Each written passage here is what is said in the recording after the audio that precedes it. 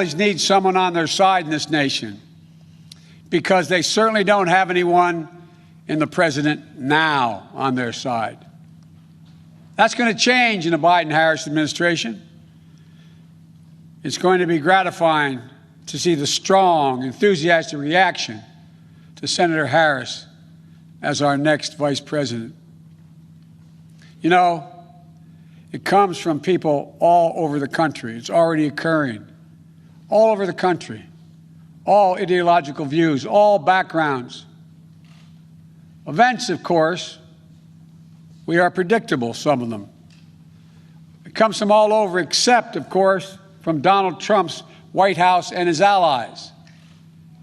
You all knew it was coming. You could have set your watches to it. Donald Trump has already started his attacks, calling Kamala, quote, nasty, whining about how she is, quote, mean to his appointees. It's no surprise, because whining is what Donald Trump does best, better than any president in American history. Is anyone surprised Donald Trump has a problem with a strong woman or strong women across the board? We know that more is to come. So let's be clear. If you're a working person, worried about whether or not you'll have a job to go to, whether or not you'll be able to pay your mortgage, pay your rent, worried about the poison in the air you breathe, the water you drink, worried about your civil rights, even your basic right to dignity, which is under attack with this administration. Kamala Harris has had your back, and now we have to have her back. In case there was any doubt that Trump has only one strategy, and it's the same tired strategy as we saw in 2016, within hours of Joe Biden announcing Kamala Harris as his running mate, here's what we began hearing from Trump. So I was a little surprised that he picked her. I've been watching her for a long time, and I was a little surprised. She was extraordinarily nasty to Kavanaugh, Judge Kavanaugh then, now Justice Kavanaugh. She was nasty to a level that was just a horrible thing, the way she treated now Justice Kavanaugh, and I won't forget that soon. A nasty woman. Now, where have we heard that before? Oh, right. Of my commitment to raise taxes on the wealthy. My Social Security payroll contribution will go up, as will Donald's, assuming he can't figure out how to get out of it.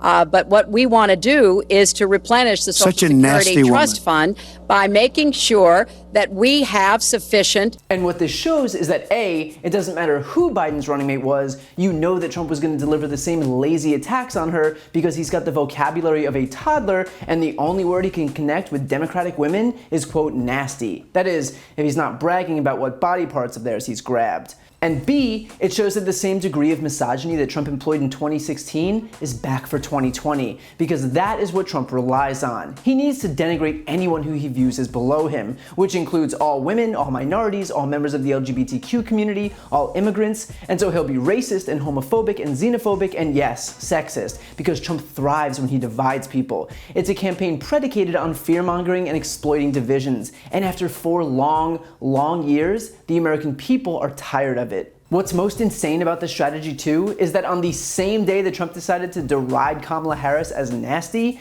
he took to Twitter to brag that, quote, the suburban housewife will be voting for me. Because if there's one thing that suburban women respond to, it's misogyny. I'm sure the moment they heard Trump call yet another female politician nasty, they just couldn't send their donations in fast enough. The fact is that Trump's whining about Kamala Harris is mirrored in everything else he does, most recently and most notably with this coronavirus outbreak. He spent so much time whining, so much time crying victim about China, that he never bothered to actually do anything about it. He didn't bother to coordinate a nationwide testing or contact tracing system, or produce enough PPE, or advocate for stay-at-home orders, or endorse a nationwide mask mandate, because he spent that time instead, that precious time when quick action was crucial, whining about China, about how his economy was ruined, about how the Democrats are trying to scare everyone about the virus that would eventually kill more than 160,000 Americans.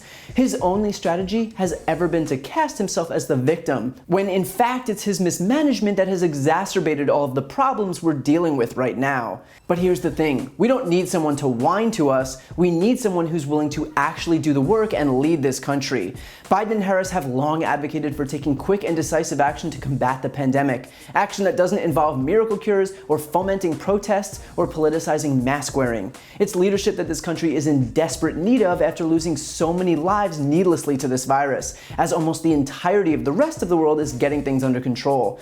So Trump will spew the same vile attacks that we've seen from him so often, but his fear-mongering is falling on deaf ears as a historic number of Americans continue to call for new leadership in the White House. And don't forget to listen to my podcast, No Lie with Brian Tyler Cohen, where I'll take a deep dive into the biggest issues of the week and interview major players in the world of politics, like Adam Schiff, Nancy Pelosi, Beto O'Rourke, Eric Swalwell, Katie Porter, and many more. Again, that's No Lie with Brian Tyler Cohen, available anywhere you listen to podcasts.